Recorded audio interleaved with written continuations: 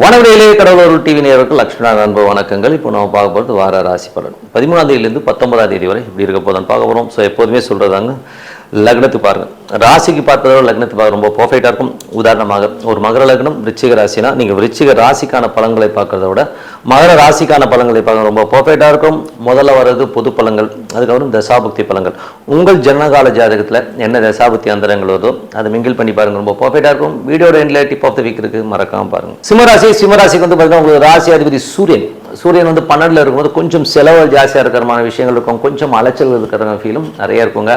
அதுக்கப்புறம் உங்களுக்கு 2 11ஆம் அதிபதியான புதன் வந்து 12ல் இருக்கும்போது குடும்பத்திற்கான அலைச்சல்கள், கொஞ்சம் பெரிய வருமானத்துக்கான முயற்சிகள் அலைச்சல்கள் ஜாஸ்தி இருக்கிற ஃபீலை கண்டிப்பாக ஏற்படுத்தும். உங்களுக்கு 3 மற்றும் 10ஆம் அதிபதியான சுக்கிரன் வந்து பார்த்தீங்கன்னா கொஞ்சம் நமக்கு வந்து ராசியிலே கேதுவோடு இருக்கும்போது உங்களுக்கு ஒரு மன உளைச்சலோ ஸ்ட்ரெஸ்ஸஸோ இருக்கும். அக்ரிமெண்ட் டாக்குமெண்டேஷன் சம்பந்தமான விஷயம் ஒரு மன உளைச்சல் ஸ்ட்ரெஸ்ஸஸ் இருக்கிறதுக்கான வாய்ப்புகளும் ரொம்ப கவனமாக இருக்கணும். தொழில் ரீதியான விஷயங்களும் கொஞ்சம் கவனம் தேவை, ஓகேங்களா. ஸோ அதுக்கப்புறம் பார்க்கும்போது உங்களுக்கு 4 மற்றும் 9ஆம் அதிபதியான செவ்வாய் உங்களுக்கு வந்து 10ல் இருக்கும்போது கொஞ்சம் வந்து அலைச்சல்கள் ஜாஸ்தி இருக்கும். தொழில் ரீதியான விஷயங்களும் கொஞ்சம் கவனமாக இருக்கிறது ரொம்ப ரொம்ப நல்லது. வெளிநாட்டில் இருக்கவங்க வந்து பெரும்பணம் வர்றதுக்கான வாய்ப்புகளுமே ரொம்ப நல்லா இருக்குது. ஸோ அதுக்கப்புறம் பார்க்கும்போது உங்களுக்கு 5 8ஆம் அதிபதியான குரு உங்களுக்கு 12ல் இருக்கும்போது குழந்தைகளாக ஒரு மன உளைச்சலையோ ஸ்ட்ரெஸ்ஸை ஏற்படுத்தும். குழந்தைகள் பூர்வீகம் சம்பந்தமான விஷயம் ஒரு ஸ்ட்ரெஸ்ஸும் டென்ஷனும் வரும், அதெல்லாம் கொஞ்சம் கவனமாக இருக்கிறது ரொம்ப ரொம்ப நல்லது.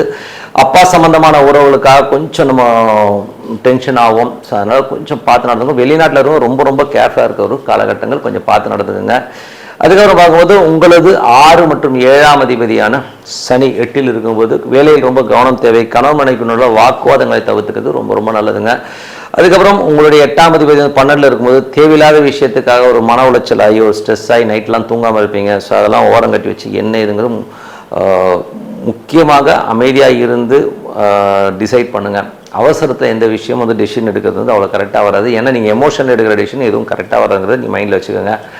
அதுக்கப்புறம் பார்க்கும்போது உங்களுடைய 10ஆம் அதிபதி, ஸோ 10ஆம் அதிபதியான சுக்கிரன் வந்து பார்த்தீங்கன்னா உங்களுக்கு வந்து இப்போ ராசியிலே இருக்கும். புதிய தொழிலில் வந்து கடன் வாங்குற சூழ்நிலையை ஏற்படுத்தும். ரொம்ப கவனமாக இருக்கணும், ஏன்னா வந்து ஏதாச்சும் வந்து பெரிய கடனை இழுத்து விடாமல் இருக்கிறது ரொம்ப ரொம்ப அவசியம். ஸோ கொஞ்சம் கவனமாக இருக்கிறது ரொம்ப ரொம்ப நல்லதுங்க.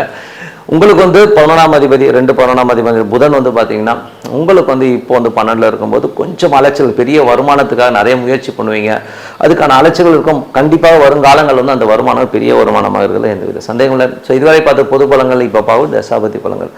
சிம்ம லக்னமாவது சூரிய தசாபதி சூரியன் வந்து 12ல் இருக்கும்போது கொஞ்சம் அலைச்சல்கள் ஜாஸ்தியாக இருக்கிற ஃபீல் இருக்கும், கொஞ்சம் செலவு ஜாஸ்தியாகுதோ அப்படிங்கிற ஃபீலை கண்டிப்பாக ஏற்படுத்தும். சிம்ம லக்னமாவது சந்திர தசாபதி சந்திரன் வந்து பார்த்தீங்கன்னா உங்களுக்கு நல்ல லாபம் நல்ல ஏற்றங்களும் கொடுக்கறதுக்கான வாய்ப்பு ரொம்ப அற்புதமாக இருக்குது. கொஞ்சம் அலைஞ்சாலும் நல்ல வருமானங்கள் கண்டிப்பாக ஏற்படுத்தும். சிம்ம லக்னமாக இருந்து செவ்வாய் தசாபதி செவ்வாய் வந்து பார்த்தீங்கன்னா உங்களுக்கு வந்து 4 9ஆம் அதிபதி இப்போ 10ல் இருக்கும்போது வெளிநாட்டில் இருக்கவங்க நல்ல வருமானங்கள் நல்ல ஏற்றங்கள் கொடுத்தாலும் குழந்தைகளால் வந்து சின்ன சின்ன ஒரு மன உளைச்சலோ ஸ்ட்ரெஸ்ஸஸோ ஏற்படுத்தும். ஸோ அதெல்லாம் கொஞ்சம் கவனமாக இருந்தது ரொம்ப ரொம்ப நல்லது. சொத்துக்கள் சம்பந்தமான விஷயங்களில் கொஞ்சம் அலைச்சல்களோ கொஞ்சம் வந்து விரயங்களை ஏற்படுறதுக்கான வாய்ப்புகளும் கொஞ்சம் கவனமாக இருந்தது ரொம்ப ரொம்ப நல்லதுங்க.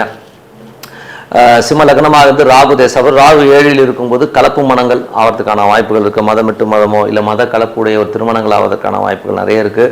ஸோ அதனால் கொஞ்சம் அதை பார்த்து நடந்துங்க. சிம்ம லக்னமாக இருந்து குரு தேசாபுத்தி அந்தரங்கள் குரு வந்து பார்த்தீங்கன்னா உங்களுக்கு வந்து 5 8ஆம் அதிபதி 12ல் இருக்கும்பொழுது கொஞ்சம் அலைச்சல்கள் ஜாஸ்தி இருக்கும். குழந்தைகளால் ஒரு மனவேதனைகளோ கொஞ்சம் குழந்தைகளால் வந்து ரொம்ப ஒரு ஸ்ட்ரெஸ் டென்ஷன்ஸ் வர்றதுக்கான, அதனால் நைட்லாம் தூங்காமலாம் இருக்காதிங்க. எதாக இருந்தாலும் ஆண்டவர் மேலே பார்த்தப்பட்டு அடுத்த ஸ்டெப் போகிறது தான் ரொம்ப ரொம்ப நல்லது. ஸோ சிம்ம லக்னமாக இருந்து சனி தேசாபதிகளும் 6 7ஆம் அதிபதி 8ல் இருக்கும்போது வேலையில் ரொம்ப கவனம் தேவை. கடன் சம்பந்தமான விஷயம் கொஞ்சம் கவனமாக இருக்கிறது ரொம்ப ரொம்ப நல்லது. கணவன் மனைவிக்கு உள்ள வாக்குவாதங்களை கம்மி பண்ணிக்கினாலே எல்லாமே சிறப்பாக இருக்குங்க. சிம்ம லக்னமாக இருந்து உங்களுக்கு வந்து புதன் தேசாபதி புதன் வந்து 2 11ஆம் அதிபதி இப்போ 12ல் இருக்கும்போது நிறைய அலைச்சல்கள் இருக்கும். கொஞ்சம் பெரிய பணத்திற்கான முயற்சிகளில் வந்து இப்போ கொஞ்சம் அலைச்சல் வந்து ஃபியூச்சர் வந்து நல்ல லாபங்கள் வரதுக்கான ரொம்ப நல்லா இருக்கு. சிம்ம லக்னமாக கேது தேசாபதி கேது வந்து ராசியிலேருந்து சுக்கிரனும் கேதுவும் இருக்கும்போது தேவையில்லாத விஷயங்களை மைண்டில் போட்டுக்கிட்டு இப்படி ஆகிடுமோ அப்படியானு சொல்லிட்டு ஒரு எமோட் ஆவீங்க. ஸோ அதெல்லாம் தூக்கி வச்சுட்டு எது நடந்தாலும் இறைவனுக்குன்னு சொல்லிட்டு அர்ப்பணிச்சு நீங்கள் அடுத்த வேலையை பார்க்க போகிறோங்க, எல்லாமே கிளியர் ஆகிடும். விநாயகர் வழிபாடு வந்து சிறப்பான ஒரு ரிலீஃப் உங்களுக்கு கண்டிப்பாக கொடுக்குங்க. ஸோ சிம்ம லக்னம் சுக்கிர தேசாபதி சுக்கிரன் வந்து பார்த்திங்கன்னா உங்களுக்கு வந்து பக்கத்து வீட்டுக்காரர் சார்ந்த விஷயங்களில் கொஞ்சம் மன உளைச்சலை கொடுக்கறதுக்கான வாய்ப்பு ரொம்ப ரொம்ப கவனமாக இருந்துங்க. இளைய சவர் சம்பந்தமான விஷயம் கொஞ்சம் கேர்ஃபுல்லாக இருந்தது ரொம்ப ரொம்ப நல்லதுங்க. மற்றபடி என்னங்க, என்னை பொறுத்தவரை நல்ல ஒரு பிரார்த்தனை கண்டிப்பாக நம்ம அடுத்த லெவல் போகிறதுக்கான இப்போ ரொம்ப சிறப்பாக இருக்கு. Tip of the week. So tip of the வீக்கில் வந்து பார்த்தீங்கன்னா அமாவாசை. ஸோ எப்போதுமே வந்து பார்த்தீங்கன்னா நமக்கு வந்து இந்த அமாவாசைங்கிற விஷயம் வந்து நிறைய பேர் வந்து ரொம்ப சாதாரணமாக எடுத்துக்கிறீங்க. அப்படிலாம் கிடையாதுங்க. என்றைக்குமே வந்து ஒரு பௌர்ணமியும் அமாவாசையும் வந்து ஒரு முக்கியமான திதிகள். அதில் வந்து பார்த்தீங்கன்னா என்ன மாதிரி விஷயங்களை ஏற்படுத்தும் அப்படின்னும் போது, பௌர்ணமி திதி வந்து சித்தர் சமாதிகளுக்கு சென்று வழிபாடு பண்ணும்போதோ குலதெய்வ வழிபாடு பண்ணும்போதும் அற்புதமான பலன்கள் உங்களுக்கு வந்து வழி வழியாக இருந்த பிரச்சனைகள் தீர்ந்து, கடன் பிரச்சனைகள் தீர்ந்து, எனக்கு என்ன பண்ணுறதுன்னு தெரியாமல் இருக்கவங்களுக்கு ஒரு வழியை காட்டுறதுக்கான வாய்ப்புகளை கண்டிப்பாக ஏற்படுத்தும். அதே நேரத்தில் வந்து அமாவாசை இந்த வாட்டி வந்து ஒரு 14ஆம் தேதி அன்றைக்கி அமாவாசை. ஸோ அமாவாசை அன்னைக்கு நம்ம என்ன பண்ணணும்னா, நம்ம மூதாதையர்கள் நமக்கு வந்து ஒரு ஜெனட்டிக்கில் வந்திருக்கும். ஸோ அப்பா அம்மா ஜெனட்டிக்லேருந்து நம்ம வந்திருக்கும் போது அந்த மூதாதையர்களை நினச்சி வழிபாடுற ஒரு தினம் தான் அமாவாசை. அன்றைக்கி வந்து பார்த்தா திதி சூனியம் இருக்காது. அன்றைக்கி வந்து பார்த்திங்கன்னா ஒரு கருப்பு தினம் சொல்லுவோம் இல்லையா. ஸோ அதனால் டோட்டலாகவே அன்றைக்கி வந்து மூதாதையர்கள் வந்து நம்ம வீட்டுக்குள்ளே வர்றதுக்கான வாய்ப்புகள் நிறைய இருக்குது. அன்றைக்கி அவங்கள நினச்சி நம்ம வழிபாடு பண்ணும்போது அந்த ஆத்மாக்கள் சாந்தி அடையில்லாமல் நம்மளை பற்றி நினைச்சாங்க அப்படிங்கிற எண்ணங்களை ஏற்படுத்தும். சில ஆத்மாக்கள் நம்ம மேலே கோபமாக இருக்கலாம், சில ஆத்மாக்கள் வந்து நம்மளை சபிச்சிருக்கலாம். ஸோ இந்த மாதிரி விஷயங்களும் நிறைய ஜாதகங்களில் நம்ம பார்க்க போக முடியும். ஸோ அந்த மாதிரி இருக்கிறவங்க வந்து அமாவாசை ஒரு படையல் அன்னைக்கு அந்த காலத்துலலாம் பார்த்தீங்கன்னா அமாவாசை படையல் வச்சு காக்கா போடுவாங்க. என்னை பொறுத்தவரை அமாவாசையும் பௌர்ணமியும் மிஸ் பண்ணாமல் அன்னதானங்கள் பண்ணுறது, ஒரு படையல் போட்டு குலதெய்வத்தையும் நம்ம மூதாதையர் நினச்சி வழிபடுறது ரொம்ப சிறப்பான வாழ்க்கையை கொடுக்கும். ஏன்னா வந்து அடுத்த ஜெனரேஷன் வந்து உங்களுக்கு வந்து லிஃப்ட் ஆகிறது வந்து இந்த 2 திதிகளை வச்சு தான். ஸோ அதனால் வந்து நீங்கள் எப்போதுமே பௌர்ணமியும் சரி அமாவாசையும் சரி, இந்த அமாவாசைக்கு வந்து ஒரு படையலை போடுங்க. உங்கள் அப்பா வழி தாத்தா, அம்மா வழி தாத்தா பாட்டி எல்லாருமே நினச்சி அவங்ககிட்ட வந்து அந்த படையலை போட்டு வேண்டிக்கணும். என்ன வேண்டிக்கணும்னா, அதுவும் வந்து ஈவினிங்கில் வந்து அது விளக்கு வச்சு அவங்ககிட்ட வேண்டும் போது, நாங்களோ எங்கள் மூதாதையர்களோ நானோ போன ஜென்மாந்திரத்துலேயும் ஏதாவது தவறுகள் செஞ்சு ஏதாவது தப்பு பண்ணியிருந்தால் எங்களை மன்னிச்சிருங்க, எங்களால் உங்களுக்கு வந்து ஏதாவது பிரச்சனை இருந்தால் என்னை மன்னிச்சிருங்கன்னு சொல்லிட்டு மனதார வேண்டிக்கிட்டு நீங்கள் வந்து உங்கள் ஆத்மா சாந்தியோட இறைவனை வேண்டிக்கிறேன்னு சொல்லி இறைவனை வழிபட்டு அந்த படையலை போட்டு நீங்கள் ஏற்றுக்கணும்னு சொல்லி ஒரு கற்பூர ஆராத்தி காட்டி அவங்க அங்கே இருக்கிறதா ஃபீல் பண்ணி நீங்கள் பிரார்த்தனை பண்ணும்போது கண்டிப்பாக வழியாக இருந்த பிரச்சனையை தீர்ந்து ஒரு பித்ரு சாபங்கள்லாம் இருக்குங்க. பித்ரு சாபங்கள், தாத்தாவை வந்து சோறு போடாமல் விட்டுருப்பாங்க, பாட்டிக்கு வந்து எதுவும் பண்ணாமல் விட்டுருப்பாங்க, அனாதையாக விட்டுருவாங்க, ரோட்டில் கொண்டு போய் விட்டவங்களாம் இருக்கும். ஸோ அந்த மாதிரி இறந்த ஆத்மாக்கள் நம்மளை சபிச்சிருக்கோம், வலி பொறுக்க முடியாமல் எவ்வளோ கதறி இருக்கும்.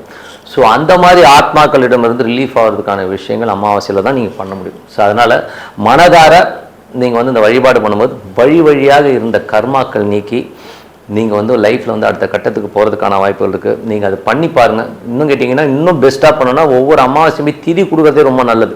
ஒரு திதி வந்து கோயிலில் கொடுப்பாங்க. ஸோ நல்லா வந்து இலை ஒரு 150 ரூபா வருங்க, ஒரு செட்டு இலை. ஒரு ஐயருக்கு ஒரு 50 100 ரூபா கொடுக்க போகிறீங்க ஐயருக்கு, அந்த இலை எடுக்கணும் 20 ரூபா கொடுக்க போகிறீங்க, இவ்வளோதான்.